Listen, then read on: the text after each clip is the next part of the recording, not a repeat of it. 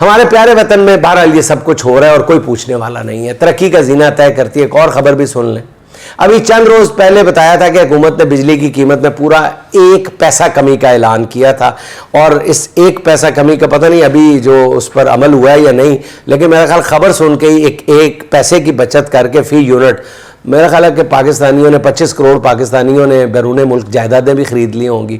حکومت کی اس دریا دلی کا عوام ابھی مزہ لے رہی تھی کہ تازہ خبر آ گئی ہے کہ جی سینٹرل پاور پرچیزنگ ایجنسی نے فیول پرائس ایڈجسٹمنٹ کی مد میں بجلی کی قیمت 1 روپیہ 72 پیسے بڑھانے کی درخواست کر دی ہے. اب عوام جانتے ہیں کہ اس طرح کی درخواستیں کہاں مسترد ہوتی ہیں. تو پہلے 1 پیسہ کمی کر کے حکومت نے حاتم طائی کی قبر پہ لات ماری تھی, اور اب حاتم طائی نے قبر سے نکل کر 1 روپیہ 47 پیسے اضافے کے بعد میرا خیال حاتم طائی نے قبر سے نکل کر حکومت کی معاشی پالیسیوں پر لات مار دی ہے. اب دیکھیں آگے کیا ہوتا ہے.